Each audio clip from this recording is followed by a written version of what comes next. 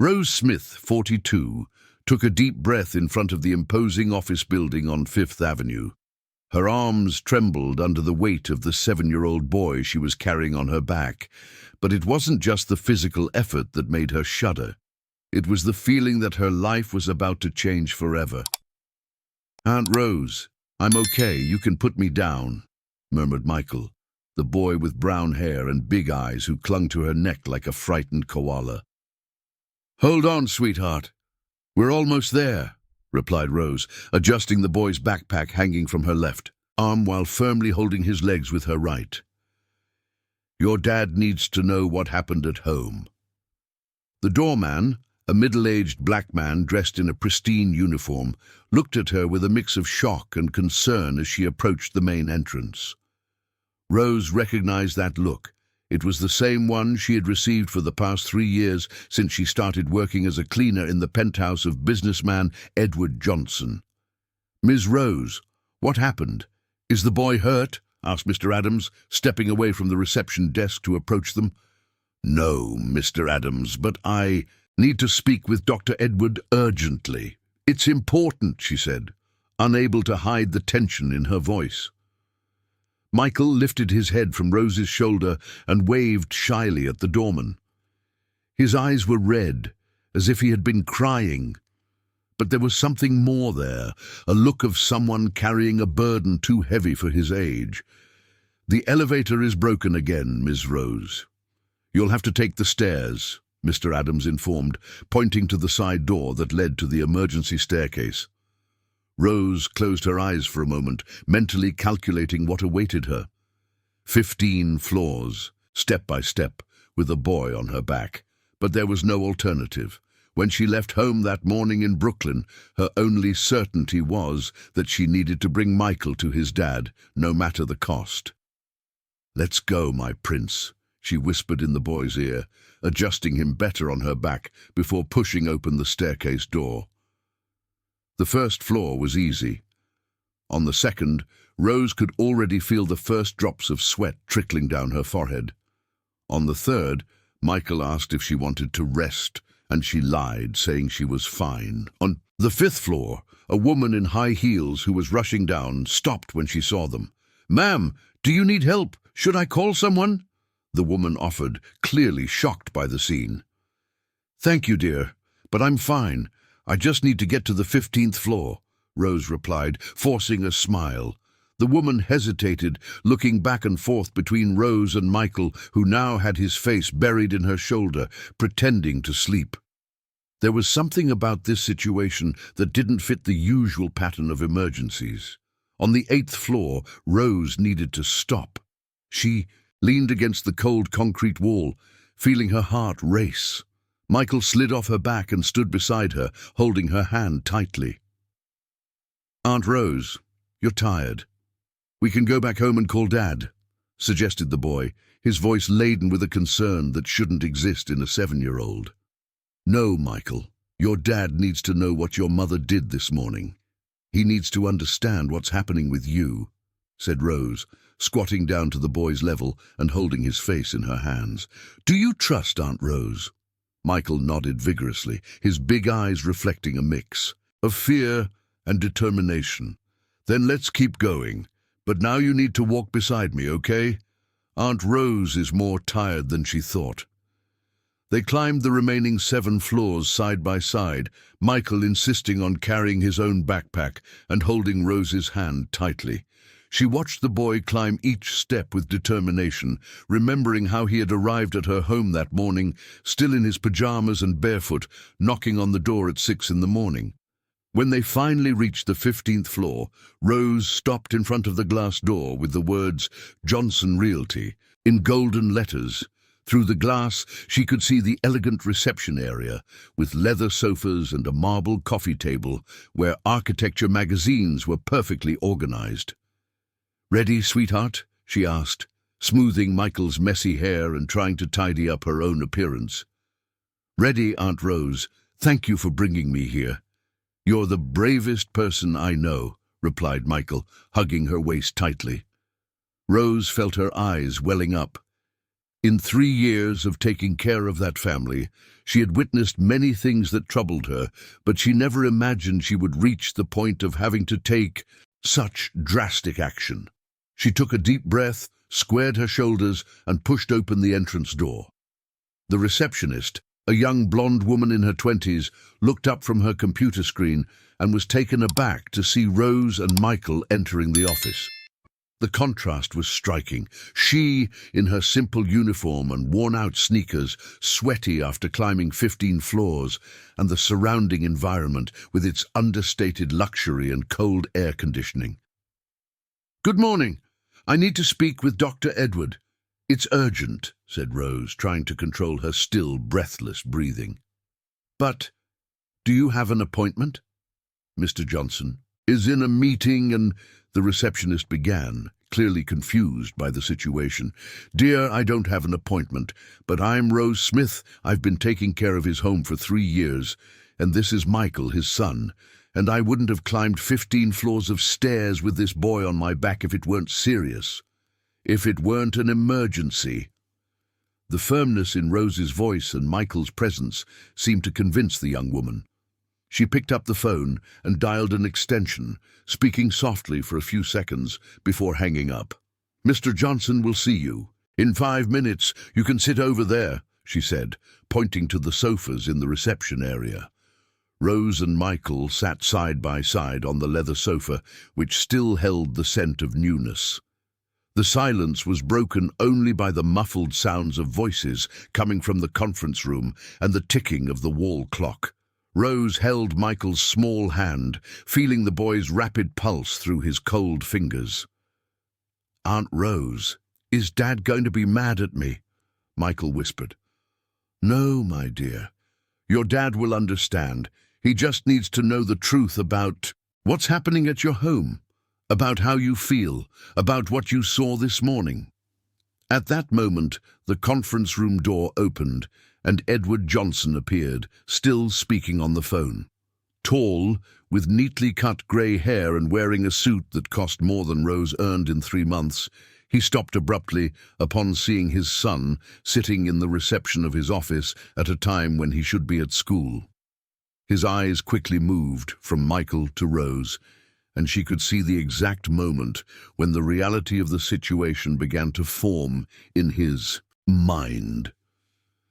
Edward hung up the phone without saying goodbye and walked toward them, his expression shifting from surprise to concern.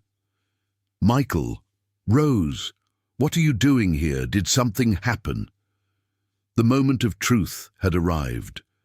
Edward Johnson stood before his son and the employee, his expression wavering between confusion and growing anxiety. The 45-year-old businessman, accustomed to controlling every aspect of his multi-million-dollar ventures, felt completely lost in the face of this unexpected situation. His eyes quickly scanned the office, noticing how the employees disguised their curiosity, pretending to be absorbed in their tasks. "Let's go to my office," he said, indicating the door at the end of the hallway. "Not here." Rose stood up, holding Michael's hand, who remained glued to her side, as if she were his only anchor in a sea of uncertainty. The trio walked silently down the hallway, adorned with pictures of real estate developments that Edward had completed over 2 decades of his career. The businessman's office was a perfect reflection of his personality. Spacious, with a panoramic view of New York City, decorated with Italian designer furniture and a mahogany desk that occupied almost half the room. The walls displayed diplomas, awards, and photographs of him, greeting politicians and celebrities. "Have a seat," Edward said, pointing to the leather armchairs in front of his desk. His voice carried the authority of someone used to giving orders, but there was something different about it, and vulnerability he rarely showed. Rose settled into the armchair, pulling Michael onto her lap. The boy curled against her, as if trying to hide from his father's questioning gaze. Edward walked around the desk and sat in his executive chair, crossing his hands over the polished surface. "Now explain to me what's happening. Why is Michael not at school? Why are you two here?" he asked, trying to maintain his professional composure even in the clearly personal situation. Rose took a deep breath, mentally organizing the words she had rehearsed all the way up the stairs. She knew that what she was about to say could cost her job, but she looked at Michael and remembered what she had witnessed that morning. "Dr. Edward, I need you to listen to everything I have to say without interrupting. Because what I'm going to tell you will shock you, but it's the plain truth," she began, her voice steady despite her trembling hands. Edward frowned, leaning slightly forward. "Go on." "This morning, around 5:30, I was leaving to catch the bus when I saw Michael at the door of my building. Barefoot, in his pajamas, crying like a lost child. Dr. Edward, your son had run away from home in the middle of the night." "What do you mean, run away? That's impossible. Ms. Patricia was home. The doorman—" Edward began to protest.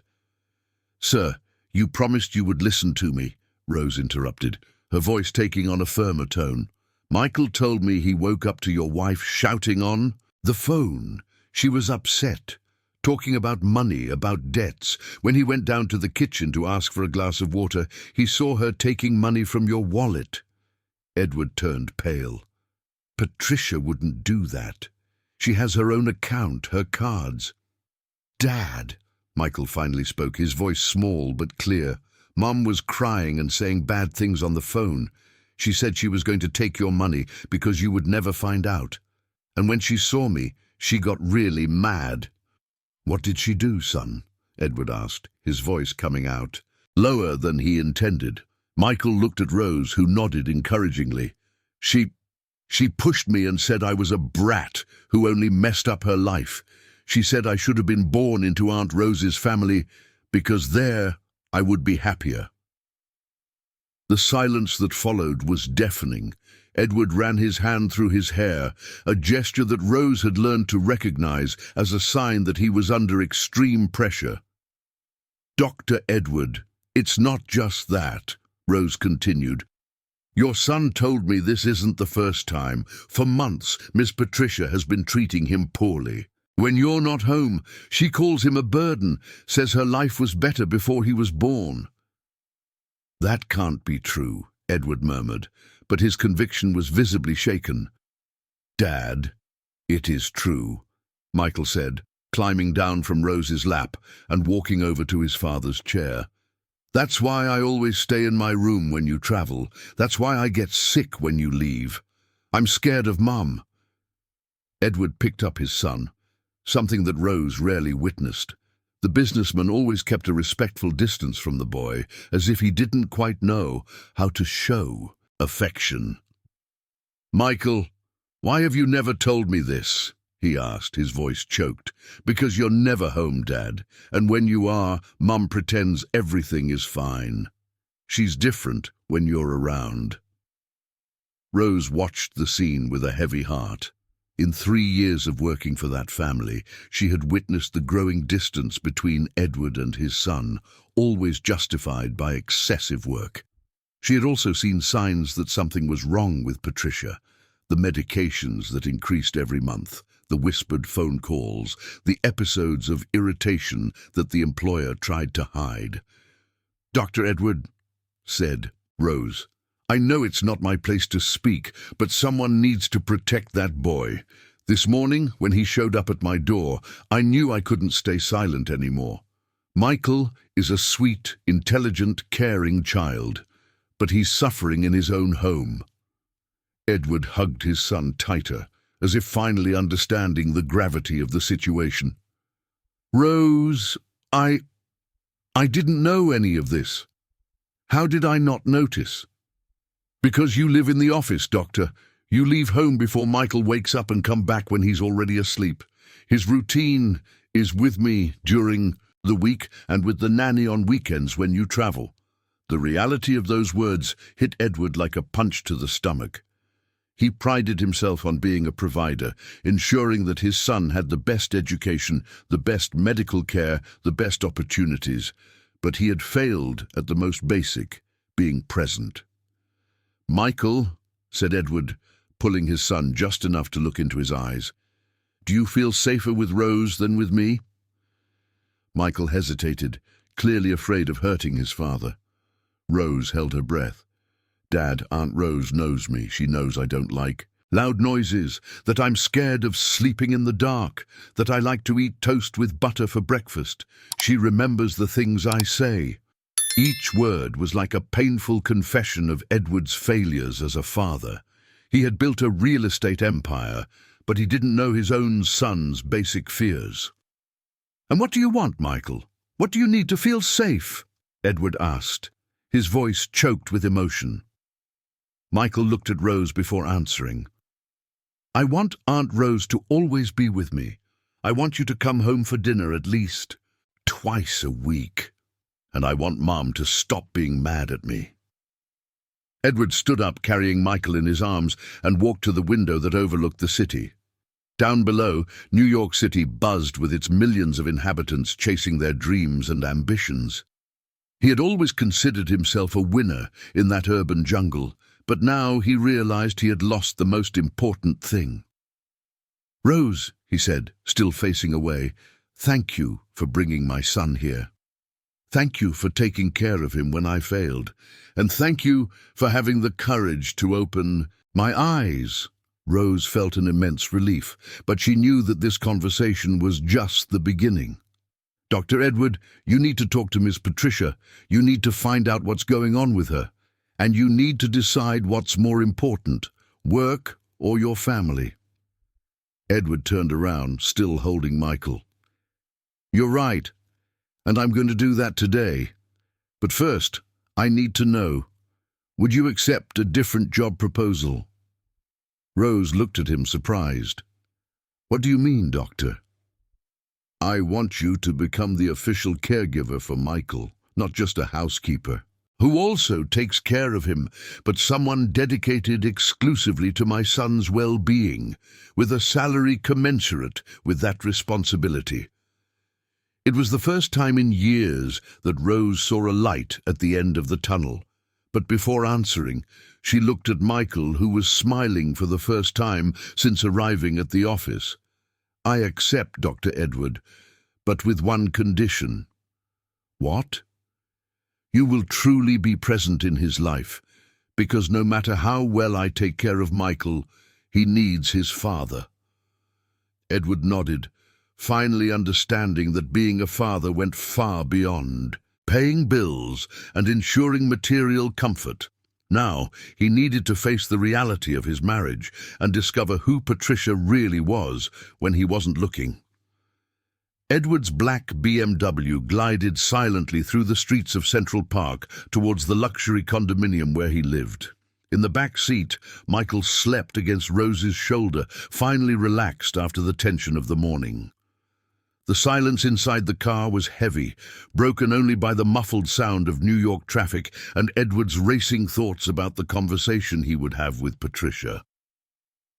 "Dr. Edward," Rose said softly, so as not to wake, "Michael, you need to be prepared for what you might find at home. Ms. Patricia will not be happy to know that I brought Michael to you." Edward looked in the rearview mirror, watching his son sleep. "Rose, in all these years, did you ever suspect that my wife might be ill, with some serious problem?" Rose hesitated. For 3 years, she had observed subtle changes in her employer's behavior. The medications multiplying in the bathroom, the whispered phone calls that abruptly ceased when someone approached, the episodes of disproportionate irritation followed by periods of apparent normalcy. "Doctor, I'm just an employee. It's not my place to judge the family," she began diplomatically, but then sighed and decided to be honest. "But if you want to know the truth, yes. I think Ms. Patricia needs help." The medications she was taking had increased significantly in recent months. There were days when she spent hours on the computer, very anxious, locked in the office. Edward absorbed this information as the car ascended the ramp of the Europa residential condominium, a complex of residential towers he had developed 5 years earlier. The doorman respectfully waved when he recognized them, but Edward barely returned the greeting, lost in his thoughts. The elevator ascended silently to the 22nd floor. Michael woke up when the doors opened, rubbing his eyes and looking around with the typical confusion of someone waking up in a different place than where they fell asleep. "We're home, my dear," said Rose, smoothing the boy's messy hair. "Aunt Rose, will you stay with me while Dad talks to Mum?" Michael asked, his voice still hoarse from sleep but filled with anxiety. Edward crouched down to his son's level. "Michael, I promise nothing bad will happen to you. Rose will stay here with us, and we'll sort everything out, okay?" The 400-square-foot apartment was a showcase of decor: Italian marble, Czech crystals, European designer furniture, and a stunning view of the city. But when they entered, the luxurious environment contrasted with an atmosphere of almost palpable tension. Patricia Johnson was in the living room, wearing a beige silk robe, her blonde hair disheveled and her face pale. Her blue eyes, usually bright and expressive, seemed glazed over, and she held a glass of water with a trembling hand. When she saw Edward enter with Michael and Rose, her face transformed into a mask of fury. "Edward, what is this nonsense? Why did this employee bring our son to your office?" Patricia exploded, abruptly standing up and causing the glass of water to slip from her hands and shatter on the marble floor. "Patricia, we need to talk," Edward said, keeping his voice calm but firm. "Michael, why don't you go with Rose to prepare a snack in the kitchen?" "No!" Patricia shouted, pointing an accusing finger at Rose. "That woman has no right to interfere in our family. Who does she think she is taking my son to gossip about? Me?" Michael shrank behind Rose, who instinctively placed her hand on the boy's shoulder in a protective gesture. The scene confirmed exactly what she had reported to Edward, the radical change in Patricia's behavior when he was present. "Patricia, lower your voice. You're scaring our son," Edward said, noticing how Michael was trembling. "And it wasn't gossip. Michael told us about what happened this morning, about you taking money from my wallet." Patricia's face lost all color. She looked alternately at her husband, her son, and Rose, like a cornered animal searching for an escape route. I don't know what you're talking about," she stammered, running her hands through her hair.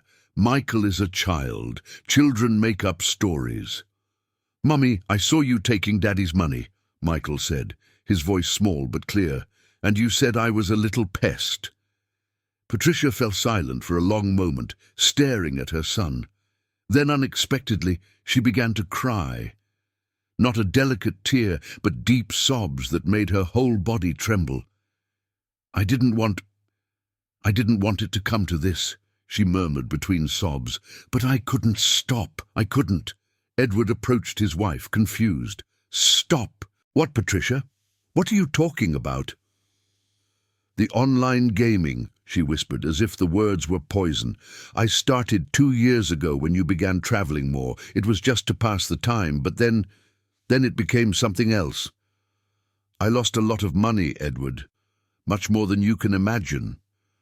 Rose watched the scene with a mix of compassion and relief. Finally, the truth was coming to light. She pulled Michael closer to her, trying to shield him from the emotional impact of his mother's confession. "How much?" Edward asked, his voice coming out harsher than he intended. $300,000 in the last 6 months, Patricia admitted, unable to look at her husband. "I used the credit cards, then I started taking money from your wallet, from Michael's school accounts, for activities." Edward sat heavily on the leather sofa, as if he had been punched.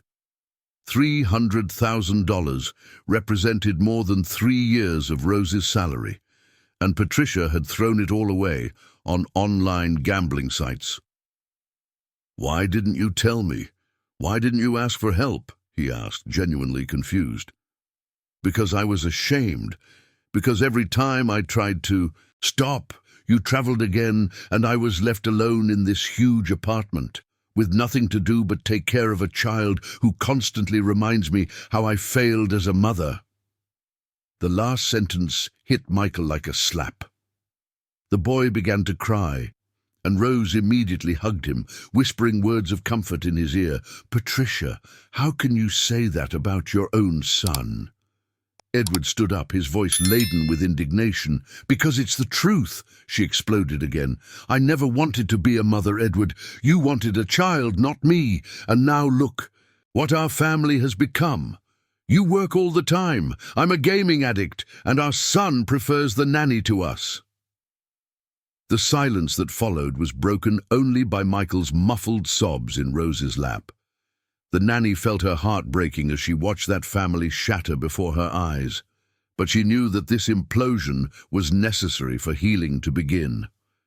Edward walked to the panoramic window, watching New York City stretch infinitely in the distance.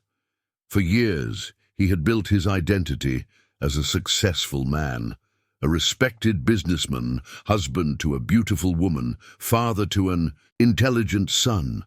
Now he discovered that it was all just a carefully maintained facade. "Patricia," he said, still facing away, "you need treatment.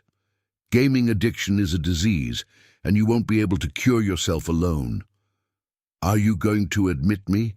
Send me somewhere to get rid of me?" she asked, her voice a mix of fear and defiance. "No, we will face this together. But first, you need to apologize to Michael, and then you will see the doctor today."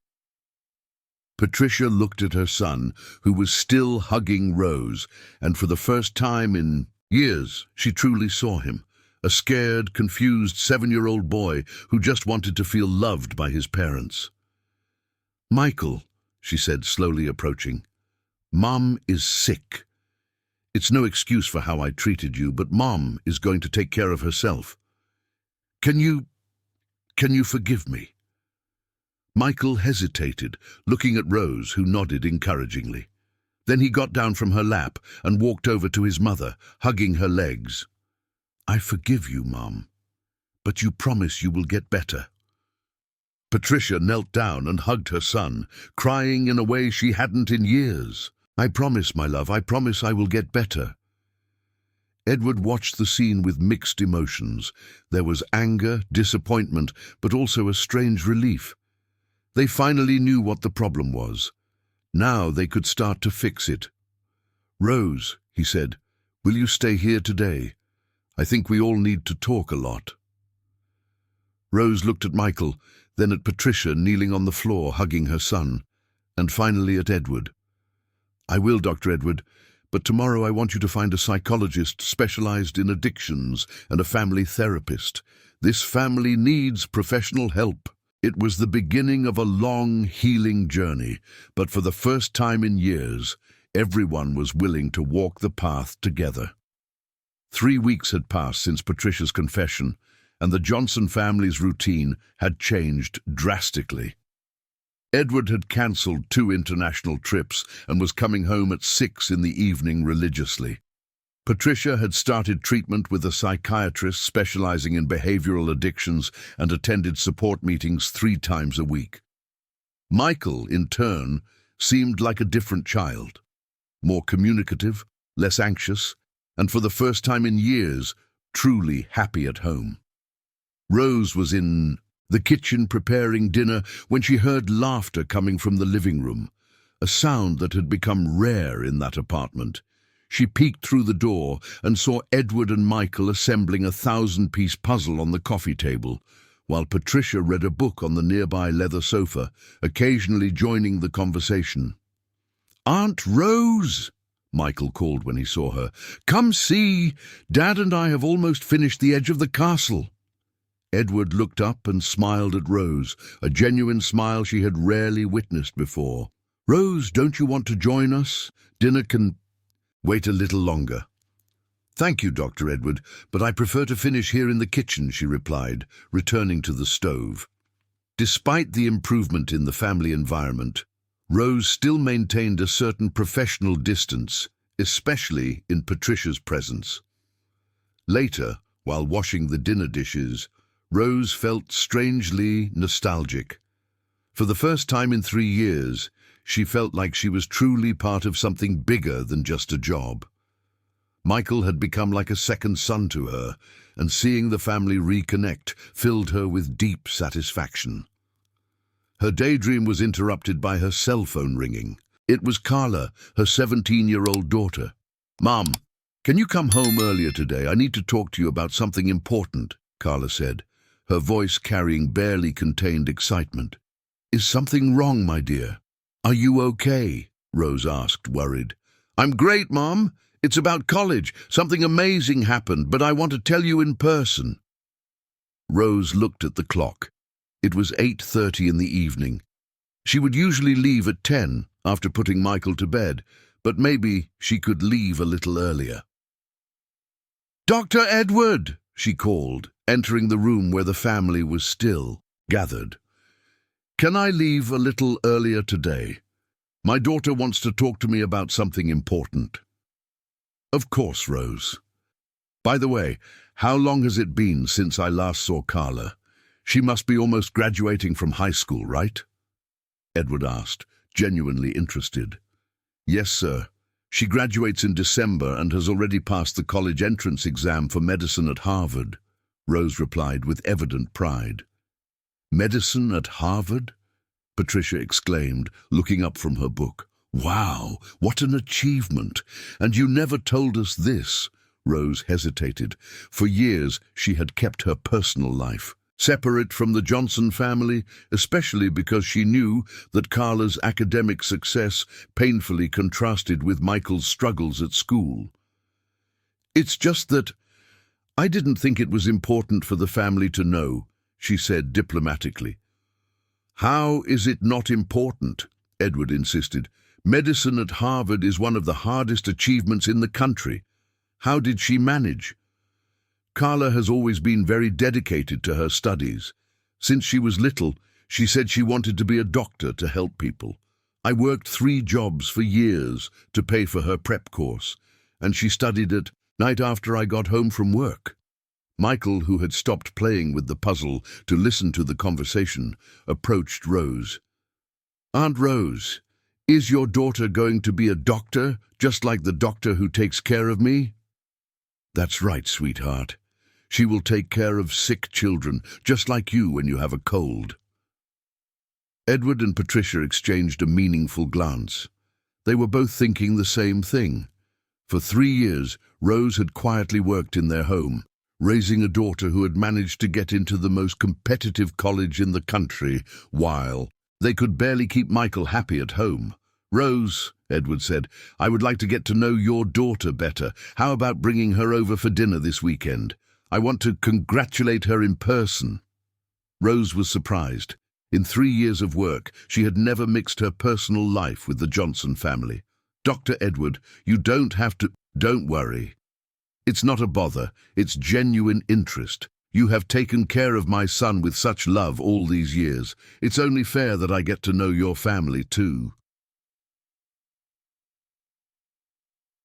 An hour later, Rose. Smith opened the door to the 2-bedroom apartment in Brooklyn where she lived with Sarah.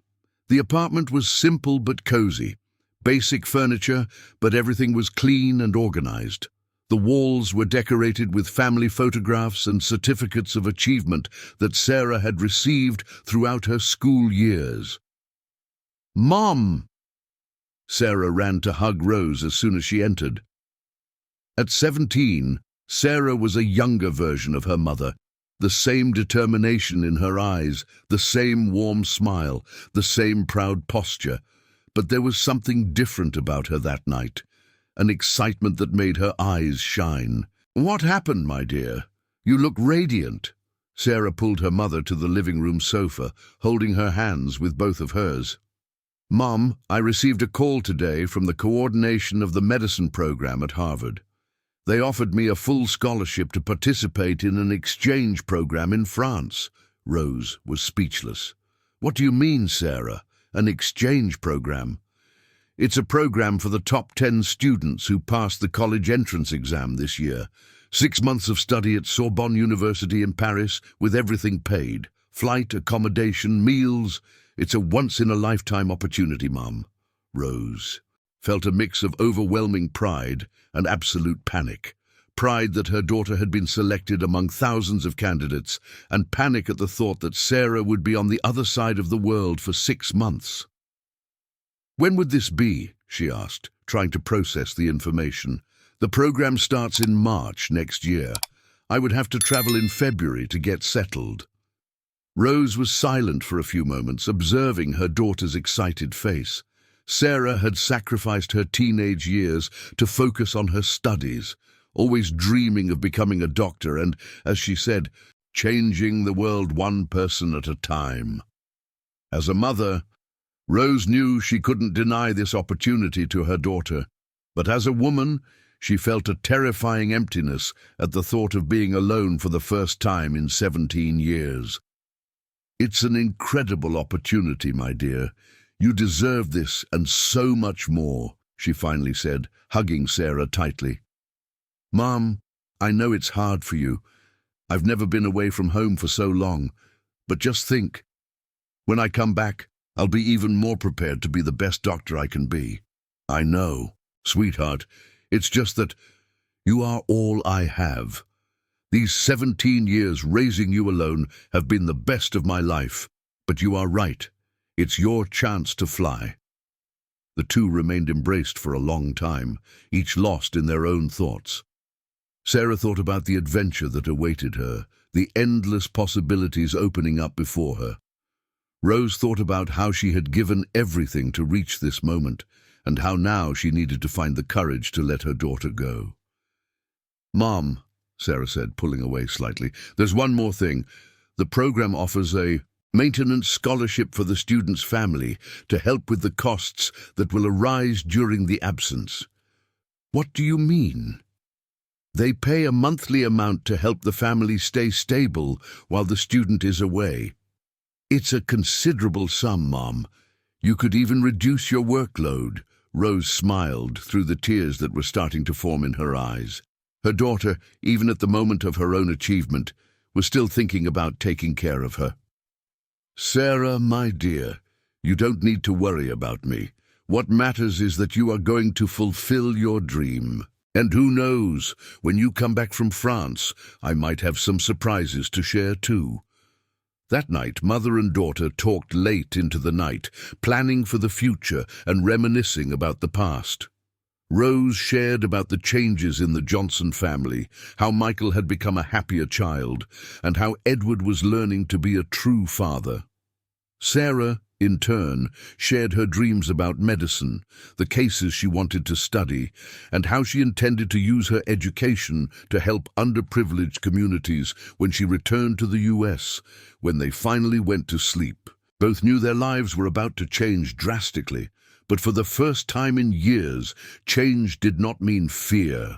It meant growth, opportunity, and the certainty that true love knows no distances.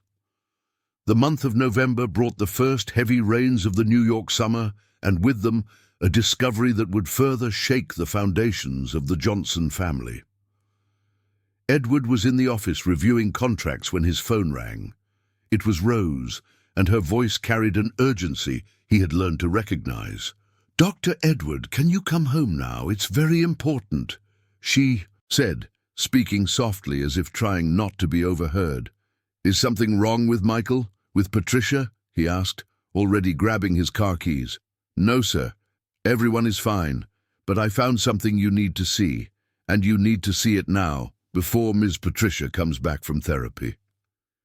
40 minutes later, Edward entered his apartment to find Rose in the living room, holding a shoebox in her hands. Michael was at school, and the house felt strangely quiet without his presence. "What happened, Rose?" Edward asked, noticing the tense expression on the nanny's face. "Dr. Edward, Ms. Patricia asked me to organize her closet this morning. She said she wanted to donate clothes she no longer wears to charity organizations," Rose began, placing the box on the coffee table. "When I was tidying up the top of the closet, this box fell and opened." Edward approached and saw that the box contained dozens of receipts, bank statements, and sheets of paper with handwritten notes. His expression changed as he began to read some of the documents. "My God, Rose, what is all this?" "These are records of bank transactions from the last 3 years, Doctor." "And it's not just the 300,000, she confessed. It's much more." Edward grabbed a handful of papers and began to examine them more closely. His face paled as he read. There were large cash withdrawals, transfers to accounts he didn't recognize, and loans taken out in his name without his knowledge. "How did she manage to take out loans in my name?" he murmured, more to himself than to Rose. "Doctor, there are more things here that you need to see," said Rose, pulling a folder from the box. "These are papers from a company I've never heard of. P&M Consulting, LLC, and Ms. Patricia's name is listed as a partner." Edward opened the folder and found incorporation documents for a company he had never heard of. Patricia appeared as the manager of a consulting firm that, according to the attached bank statements, had moved over $1 million in the last 2 years. "This doesn't make sense," Edward said, sitting heavily on the leather sofa. "Patricia never worked. Where did this money come from?" Rose hesitated before continuing. "Dr. Edward, there's something I've never mentioned because I thought it wasn't my place. But in recent months, Ms. Patricia has been receiving many calls from a man. Whenever she answers, she goes to the office and closes the door." "What kind of calls?" "I don't know the content, but whenever she finishes those conversations, she gets very nervous. And then she goes straight to the computer to play for hours." Edward ran his hand through his hair, a gesture that had become automatic when he felt pressured. In just a few months, he had discovered that his wife was a gaming addict, that she was stealing money from him, and now he was finding out that she owned a secret company that was moving huge amounts. "Rose, do you think we should confront Patricia directly or investigate more first?" "Doctor, with all due respect, I think you need to consult a lawyer before doing anything. If Ms. Patricia is hiding a company and moving that much money, there could be legal issues involved." At that moment, the sound of a key in the lock made them stop abruptly. Patricia was returning from therapy earlier than expected. Edward quickly closed the folder and signaled for Rose to put everything away. "Hi, love," Patricia said, entering the room. She seemed calmer than she had been in recent weeks. The treatment was clearly having an effect. "I didn't expect to find you home at this hour. Did something happen?" "I left early so we could spend more time together," Edward lied, trying to keep his voice steady. "How was therapy today?" "It was good.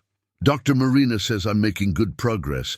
It's been a week since I played online," she said proudly, moving in to give her husband a kiss. "And you, Rose? How was your day?" Rose forced a smile. "Normal, Miss Patricia. I was organizing your closet as you requested." "Oh, thank you. Did you find a lot to donate?" "Yes, ma'am. I set aside several pieces that you no longer wear." Edward watched the interaction between the two women, trying to detect signs of nervousness or guilt in Patricia's behavior. But she seemed genuinely relaxed, as if the documents found by Rose were just an insignificant coincidence. "Patricia," Edward said, deciding to test the waters, "have you ever thought about going back to work? I know you've spent a long time focused on taking care of Michael and the home, but now that he's older—" Patricia hesitated for a fraction of a second before responding. "Oh, Edward, you know I never had a knack for business like you. I prefer to focus on the family." "But you have a degree in business administration. I'm sure you could resume your career if you wanted." "Maybe in the future," she said, quickly changing the subject. "Where's Michael?" "At school. He has swimming lessons until later," Edward replied. "Great. Then we have time to talk about something important," Patricia said, sitting on the sofa next to her husband. "Dr. Marina suggested that it might be good for us to take a family trip. Something like a vacation to reconnect away from New York City. Edward glanced quickly at Rose, who maintained a neutral expression. A trip? Where were you thinking? How about Europe? We could spend Christmas there. Michael has never seen snow. It would be an incredible experience for him. Europe is expensive, Patricia, especially now that we're trying to reorganize our finances. Oh, love, you don't need to worry about money. I have a surprise for you, Patricia said, her eyes sparkling with excitement that Edward hadn't seen in months. Remember I mentioned making some small investments a few years ago? They yielded more than I expected. Edward felt the blood run cold in his veins. What kind of investments? Stocks, some funds, nothing too risky. I managed to save a considerable amount. We can use it for the vacation and still have some left to pay off the gaming debts. How much have you managed to save? Edward asked, trying to keep his voice casual. Almost $200,000. Isn't that amazing? Edward looked again at Rose, who had paled. From the documents they had found, Patricia had moved much more than $200,000. Where was the rest of the money? That's great, Patricia. But how about we talk about this later? I think it's best to consult our accountant before making any big trips. Patricia seemed slightly disappointed, but nodded. Of course, you're right. It's always good to be cautious. After Patricia went upstairs to take a shower, Edward and Rose exchanged glances in silence. The tension in the air was palpable. Dr. Edward, Rose whispered, the investment story doesn't match the papers we found. What if she's lying about that too? I know, Rose, and I have the feeling that we haven't even uncovered off the truth yet. That afternoon, Edward cancelled all meetings and spent hours analyzing the documents found by Rose. Each paper he read revealed a new layer of secrets that his wife had built over the years. And the most disturbing thing was realizing that he might never have truly known the woman he had married. Meanwhile, upstairs, Patricia was on the phone, speaking softly to someone. I need to speed up the timeline, she said. They are starting to ask questions. How long do you need to transfer everything? The storm was just beginning, and Edward still had no idea how deep the hole his family had fallen into was. The rain pounded violently against the panoramic windows of the apartment when Edward decided he could no longer postpone the confrontation. It was 8 o'clock on a grey Friday morning. Michael had left for school with the driver, and Patricia was having coffee in the kitchen, seemingly unconcerned, flipping through a home decor magazine. Edward entered the kitchen carrying the folder with the documents found by Rose Smith. His expression was serious, the face of a man who had spent the entire night awake, trying to piece together a puzzle that revealed an increasingly dark picture. Patricia, we need to talk, he said, placing the folder on the marble kitchen table. Good morning to you too, dear, she replied with a smile, not looking up from the magazine. About what? If it's about the trip to Europe, I've already said we can wait. It's about this, Edward said, opening the folder and spreading the documents across the table. It's about P&M Consulting LLC. It's about the loans taken out in my name. It's about the more than $1 million you moved without my knowledge. The smile instantly vanished. From Patricia's face, the magazine slipped from her hands and fell to the floor. For a few seconds, she remained in absolute silence, staring at the papers spread out as if they were venomous snakes. Where did you find this? She finally asked, her voice coming out in a whisper. That doesn't matter. What matters is that for 3 years you built a parallel life that I was completely unaware of, Edward said, sitting down across from his wife. Patricia, who are you, really? Patricia abruptly stood up and began to pace back and forth in the kitchen, running her hands through her hair repeatedly. Edward recognized the signs. It was the same behavior she exhibited during anxiety attacks. You don't understand, Edward. It wasn't supposed to be like this. None of this was supposed to happen, she murmured, more to herself than to her husband. Then explain it to me. Make me understand. Patricia stopped walking and leaned against the kitchen counter, her back to Edward. The company. The company was supposed to be just a small project, a way for me to feel useful, productive. You travelled so much. Michael was always busy with school and activities. I felt invisible. What kind of project? Interior design consulting. I've always had good taste. You always praised how I decorated our home. I thought I could help other people, make a difference. Edward frowned, but the statements showed transactions much larger than any consulting in decor would justify. We're talking about over $1 million, Patricia. Patricia slowly turned to face her husband. Her eyes were red, but there was something more there beyond regret. There was fear. Because it wasn't just consulting, Edward. It was money laundering. The silence that followed was deafening.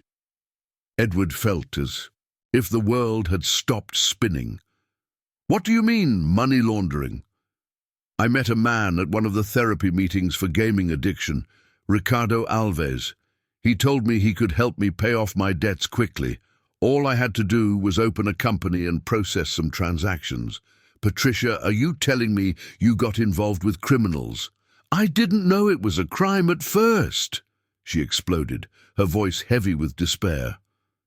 Ricardo said it was just a form of tax optimization, that business people did this all the time. He paid me a 10% commission for every transaction processed through my company. Edward ran his hands over his face, trying to process the magnitude of what he was hearing. His wife was not just a gaming addict stealing money from the family. She was involved in money laundering. And you never thought to tell me? Never thought about the consequences if you were discovered? I tried to stop several times, but Ricardo said they already knew too much, that if I stopped cooperating, they would tell you and the police everything. I was scared, Edward, very scared. At that moment, Rose Smith entered the kitchen carrying grocery bags. She stopped abruptly upon seeing the scene, Edward with his head in his hands and Patricia crying against the counter. I'm sorry, I didn't know you were talking. I'll put the groceries away later, she said, trying to discreetly withdraw. No, Rose, stay, Edward said, lifting his gaze. You have the right to know what's going on. After all, you are part of this family too. Patricia looked at Rose with an expression that mixed shame and resentment. You told him about the papers, didn't you? You were going through my things. Miss Patricia, I was organizing your closet as you asked. The box fell by itself, Rose replied calmly. And if I hadn't found it, who knows the trouble you would be facing today? Edward stood up and walked to the window, looking out at the grey city below. Patricia, you need to tell me everything. Absolutely everything. How much money is still in the company? When was the last transaction? How can we get out of this situation? The company still has $200,000 sitting in the checking account. The last transaction was 2 weeks ago, and as for getting out of this situation... Patricia hesitated. Ricardo said that if I wanted to stop, I would have to return everything I earned in commissions. That's almost $300,000. $300,000 that you spent on gaming, Edward concluded, bitterness filling the air. It was evident in his voice. Not everyone. Part of it I saved for emergencies. Part I used to maintain our standard of living while you invested everything in your real estate projects. This last revelation hit Edward like a punch in the stomach. For years, he had taken pride in comfortably providing for the family through his work, unaware that the money financing their lifestyle came from criminal activities. My God, Patricia, what have you gotten us into? Rose, who had remained silent observing the conversation, finally spoke. Dr. Edward, you need to seek a lawyer today, and it might be best to contact the FBI before they find out on their own. The FBI? Patricia paled even more. Edward, you can't call the FBI. Think of Michael. Think of the scandal. Your businesses will be ruined. My businesses are already ruined. Edward exploded for the first time. You use my social security number to take out loans. My name is tied to your banking transactions. When they find out, and they will find out, I will be considered an accomplice. Not if they believe you didn't know anything, Patricia said desperately. And how am I supposed to prove that? How am I supposed to prove that my own wife has been laundering money right in front of me for 3 years? Rose approached Edward and gently placed her hand on his arm. Dr. Edward, you need to calm down. For Michael, that child is not to blame for any of this, and he needs his parents now, more than ever. Edward looked at Rose and saw in her eyes the same maternal determination she had shown when she brought Michael to the office weeks ago. She was right. Regardless of Patricia's crimes and the consequences for himself, Michael needed to be protected. You're right, Rose. Michael is the priority. Edward turned to Patricia. This conversation is not over, but now let's do the following. You will give me access to all the company accounts, all the contacts you have with this Richard, and we will look for the best criminal lawyer in New York City. And what if Richard tries to harm us for cutting off the scheme? Then let's hope the FBI gets to him before he gets to us. As Edward left to make urgent calls, Patricia remained in the kitchen with Rose. For the first time since they met, the two women truly looked each other in the eyes.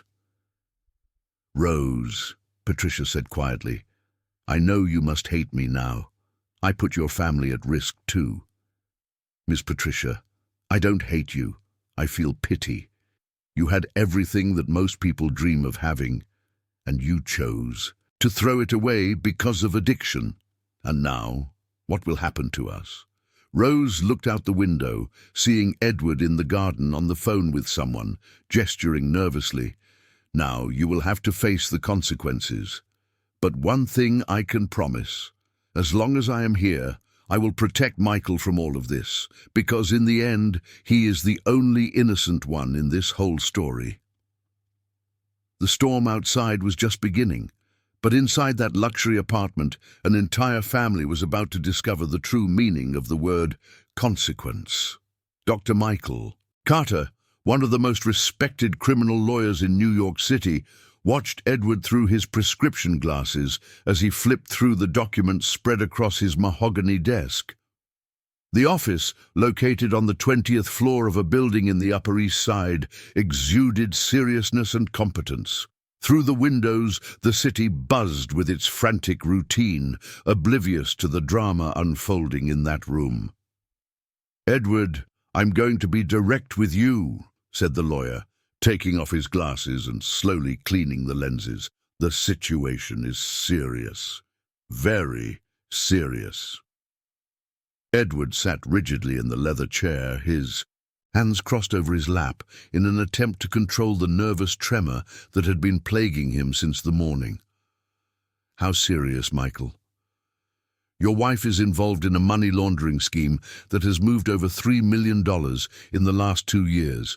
Her name appears in ongoing investigations by the FBI that have been underway for months. 3 million?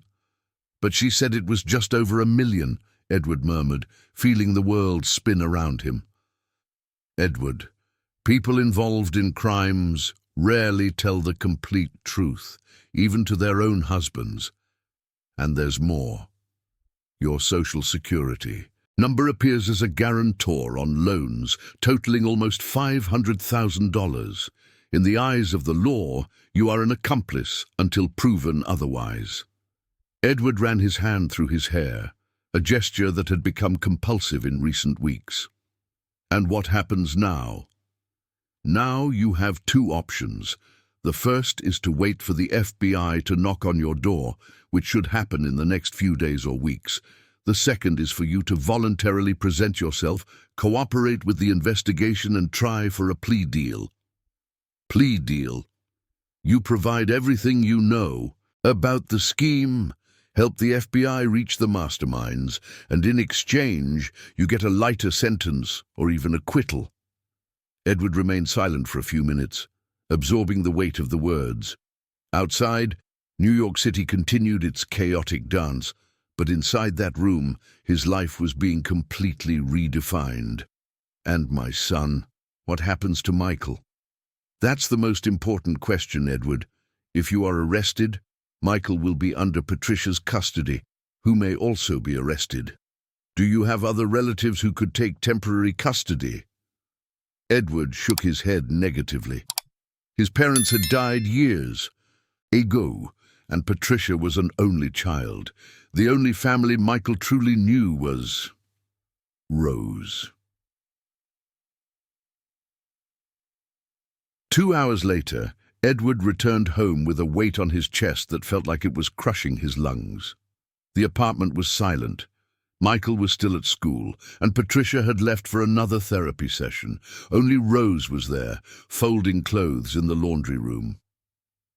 "Rose," he said to her. She called, "Can we talk?" She followed him into the living room, immediately noticing the troubled expression on his face. The news wasn't good, was it, Dr. Edward? Worse than I imagined. Edward sat heavily on the leather sofa, and for the first time since Rose Smith had known him, he seemed truly vulnerable. "Rose, I need to ask you something that might seem absurd."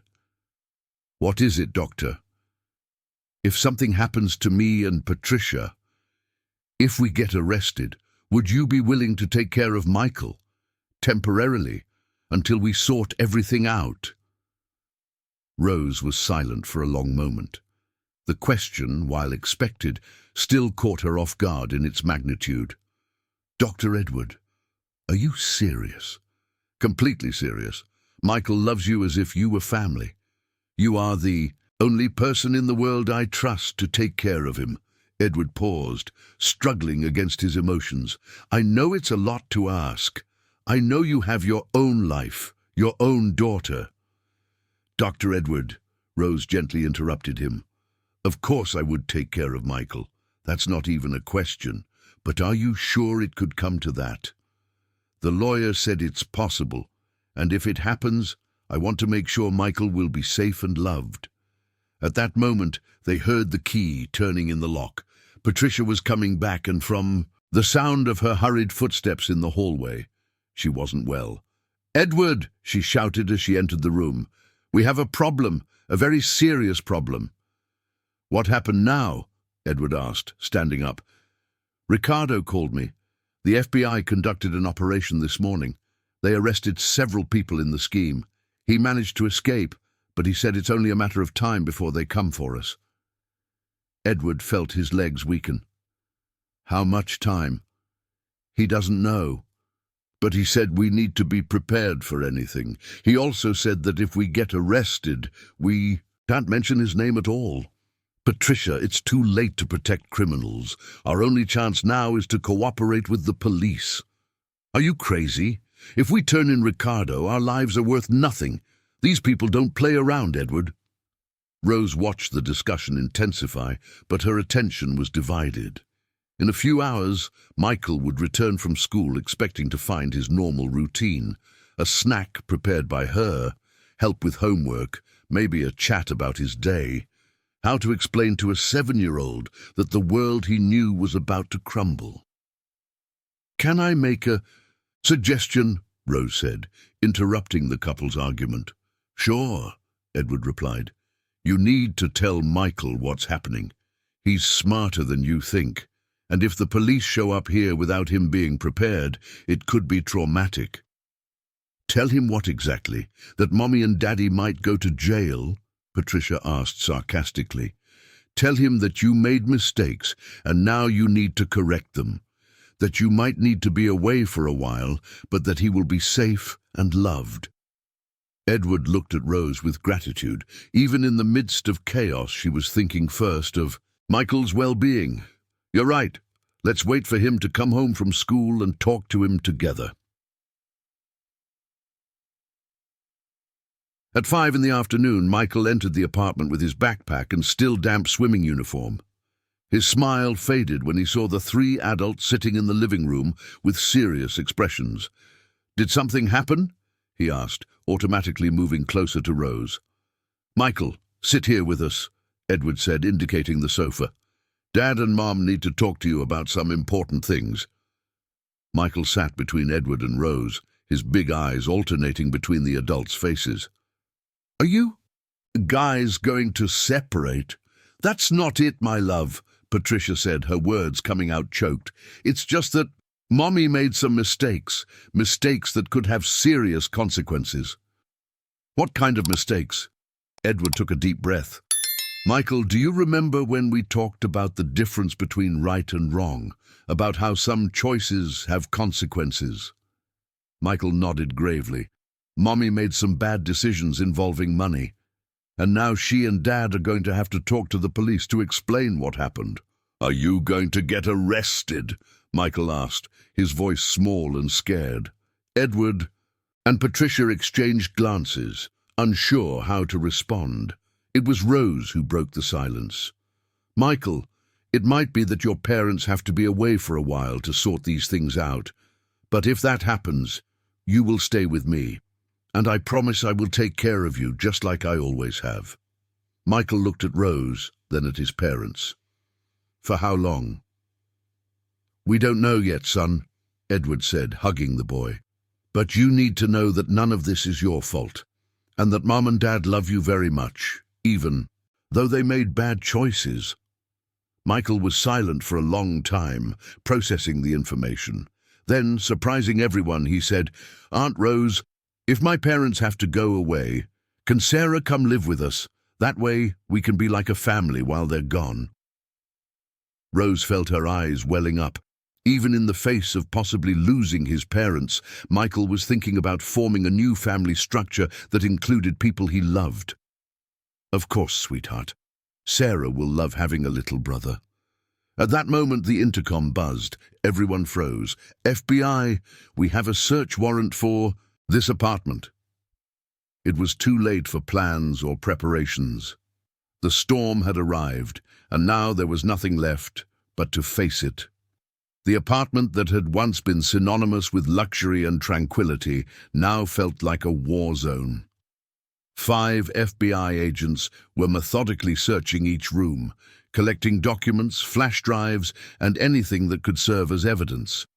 Michael was sitting on the living room sofa, hugging Rose, watching uniformed strangers rummage through his home with a mix of fear and fascination. "Mr. Edward Johnson," said Agent Mark Roberts, a middle-aged man with a serious expression. "You are being taken in for questioning. Can I talk to you about Michael's future? Can you visit him in prison tomorrow?" "I can. But doctor, can I take Michael with me?" "Edward specifically asked for you to go alone first. He wants to discuss some things before deciding if Michael should see him under these conditions." That night, Rose looked at Michael, sleeping peacefully in the small bed of the makeshift room. The boy had surprisingly adapted well to the new reality, but she knew that beneath the apparent calm, he missed his parents every day. Sarah appeared at the door of the room. "Mom, are you really going to prison tomorrow?" "I am. I need to know what Edward's plans are for Michael. What if he wants Michael to live with other relatives when he gets out? Have you thought about that?" Rose hadn't thought about it, but now the possibility terrified her. In just 2 weeks, Michael had become an integral part of her family. The idea of losing him was almost unbearable. "Sarah, would you mind if Michael continued living with us? Forever?" Sarah smiled. "Mom, I already consider him my brother. Of course I wouldn't mind." As Rose planned the visit to the prison, Michael dreamed of a family that might never exist again in the way he once knew. But out there, a new family was being built, based not on blood or money, but on genuine love and true care. The storm was far from over, but for the first time since it all began, there were signs that the sun might shine again. The Tremembe Penitentiary looked like a grey fortress in the middle of the rural landscape. Rose had never imagined that one day she would visit a prison, much less to meet someone who had been her boss. Her hands trembled slightly as she passed through the metal detectors and the mandatory security procedures. Edward was unrecognizable.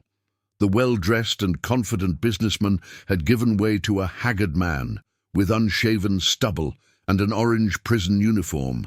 When he saw Rose approaching in the visiting room, his eyes filled with tears. "Rose, thank you for coming," he said, his voice choked with emotion. "How are you, Dr. Edward?" "Physically well. Mentally. It's complicated, but I'm not here to talk about me. It's about Michael." Rose leaned forward, paying full attention. "How do you see his situation?" Edward took a deep breath before answering. "Rose, I need to be honest with you, and with myself. In the last 15 days here, I've had time to think about everything. About what kind of father I was, about what kind of life I provided for Michael." "You were a good father, Dr. Edward. You were just very focused on work." "No, Rose, I wasn't a good father. I was a provider. It's different." Edward paused, organizing his thoughts. "Is Michael doing better now, with you?" "He's adapting well. He made friends at the new school, helped Sarah with her homework, and even learned to make chocolate truffles with me last weekend."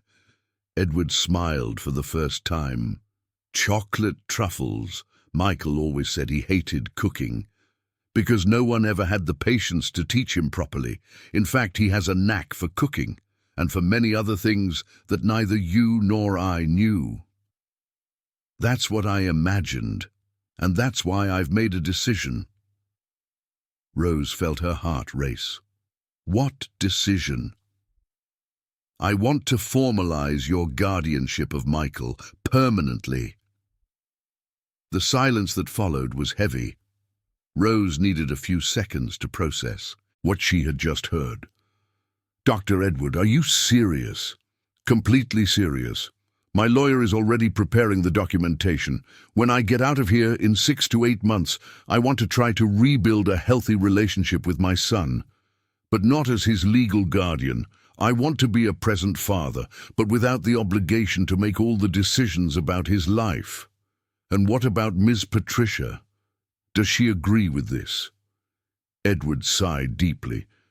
"Patricia is in a psychiatric facility inside the prison. Her addiction was more serious than we imagined, and the reality of prison caused her to have a crisis. She will spend years in treatment before even thinking about getting out."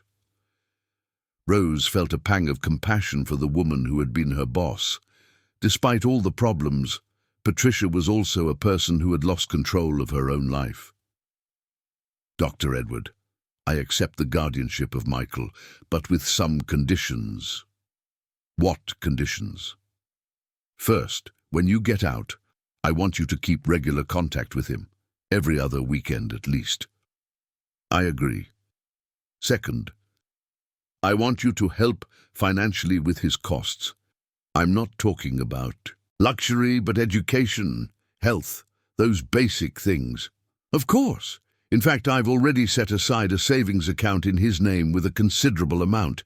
It's clean money from my legitimate businesses." "Third condition." Rose hesitated before continuing. "I want Michael to know that this was your choice. I don't want him to think that you abandoned him." Edward nodded vigorously. "That's exactly what I want. I want him to understand that this decision is because I love him, not because I don't want him." 2 weeks later, Rose was in the kitchen preparing dinner when Michael came home from school with a thoughtful expression. Sarah was at the table doing homework, and the domestic routine had established itself naturally. "Aunt Rose," Michael said, pulling a chair to sit next to her. "Can I ask you something?" "Of course, dear." "I saw you talking to a man in a suit this morning before I went to school. Was it about my parents? Rose stopped cutting the vegetables and turned to Michael. It was Dr. Michael, the lawyer, who had brought the guardianship papers for her to sign. It was about you, Michael. Your dad made an important decision. What? You kind of decision? Rose knelt down to the boy's level, holding his small hands. Michael, your dad wants me to be his official guardian, forever. Michael looked at her confused. But you already take care of me. Yes, but now it would be different. It would be like I was your adoptive mother. Do you want that? Michael was silent for a while, processing the information. And my father. He doesn't want to be my father anymore? That's not it, my dear. Your father will always be your father, but he wants me to take care of you day to day. He will continue visiting you, taking you on outings, talking to you. He just won't live in the same house. Like Beatrice's parents at school. They are separated, but she sees both. Exactly like Beatrice. Michael smiled shyly. So I will have 3 families. You and Sarah, my dad, and my mother when she gets better. Rose felt her eyes welling up. Michael's ability to see the positive side, even in the toughest situations, never ceased to amaze her. That's right, my prince. You will have many people who love you. And can I call you Mom Rose? Rose couldn't hold back her tears. You can call me whatever you want, my son. The next day, Rose was signing the official adoption papers when she received an unexpected call. It was from the coordination of Sarah's exchange program. Miss Smith, we have a different proposal for your daughter. What do you mean? The program in France has been expanded. Now there is a possibility of bringing close family members. Your daughter could take her adoptive brother for a 3-month cultural experience. Rose was speechless. You mean Michael could go too? Exactly. It would be a unique opportunity for him as well. A chance to learn languages, experience different cultures. When Sarah and Michael came home from school that afternoon, Rose gathered them in the living room. I have news that could change both of your lives, she said, barely containing her excitement. What is it, Mom? Sarah asked. You both are going to France, together. Sarah's joyful scream was so loud that the neighbors surely heard. Michael, still trying to understand the magnitude of the news, just smiled. Aunt Rose, I mean Mom Rose, he said, testing how it sounded. Does this mean I'm going to fly? You're going to fly, see the Eiffel Tower, learn French, eat real croissants. Sarah picked Michael up and started spinning him around the room. You're going to be the most worldly boy your age. As she watched her 2 children celebrating, Rose reflected on how life had come full circle. A year ago, she was just a cleaning lady, worried about the well-being of a rich child. Now she was the mother of 2 brilliant children who were about to conquer the world. That night, as Michael was going to bed, he stopped at the door of his room. Mom Rose? Yes, my love. Thank you for not giving up on me when things got tough. Rose got up from the bed and hugged him tightly. Michael, I will never give up on you. Never. And when my dad gets out of prison, will we still be family? Forever, my son. Forever. As Michael fell asleep, Rose looked out the window of the small but cozy room. Outside, New York City continued its chaotic dance, but inside, a new family had risen from the ashes of a tragedy. And this family, built on true love instead of obligation or convenience, was stronger than any adversity they could face. The storm had passed. Now it was time to flourish.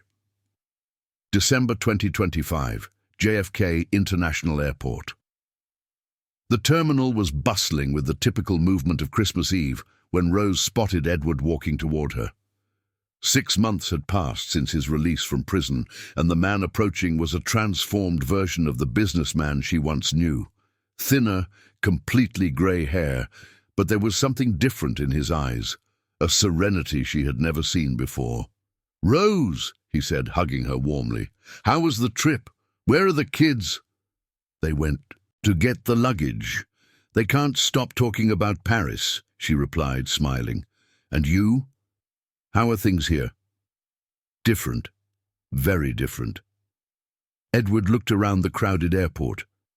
"I sold the company, Rose, and the apartment too." Rose looked at him in surprise. "You sold everything?" "I needed to start from scratch, with clean money, a clean life, a clear conscience." He paused. "I bought a simple house in Brooklyn, 2 blocks from your building. I want to be close to Michael." "And Miss Patricia?" Edward sighed. "Patricia will be hospitalized for at least 2 more years. But she's better. She's getting treatment. One day she will have the chance to rebuild her relationship with Michael, too." At that moment, joyful screams echoed through the terminal. Michael was running toward his father, carrying a backpack almost as big as he was, followed by Sarah, who was pushing a luggage cart.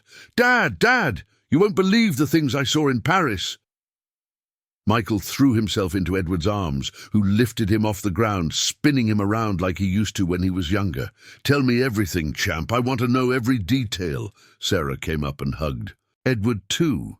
In the last few months, she had developed a loving relationship with the man who was officially her brother's adoptive father, but whom she had learned to see as a father figure as well. "Dr. Edward," she said, "Michael became a sensation in Paris. He spoke French better than I did in 2 weeks." "It's true," Michael confirmed excitedly. "And I ate escargot, Dad. Real snail." Edward laughed, a genuine laugh that Rose hadn't heard in over a year. "Snail, my brave son." As they walked toward the parking lot, Michael couldn't stop talking about his adventures. The classes at Sorbonne University he attended with Sarah, the museums he visited, the friends he made. Edward listened to every word with full attention, something that Rose noticed he had learned. He embraced his son. "Michael, this was the best decision I've ever made in my life. You are where you should be, with whom you should be." "And are you happy too?" "I am, son. For the first time in a long time, I am truly happy." As Edward descended the stairs of the building, Rose watched from the window. A year ago, when she had climbed 15 floors, carrying that boy on her back, she never imagined she was carrying not just a child, but her own future. She turned to the living room where Michael and Sarah were playing with their new gifts. There was her true treasure. A family built on true love, mutual respect, and the certainty that regardless of the storms life might bring, they would face everything together. After all, she had learned that sometimes you need to carry someone on your back to discover that, in fact, you are being carried too. Please like, subscribe to the channel, activate the notification bell, and if you watched until here, comment, "I watched until here," and leave your opinion about this story. Oh, and don't forget to watch the next video that appears on the final screen. It's very exciting.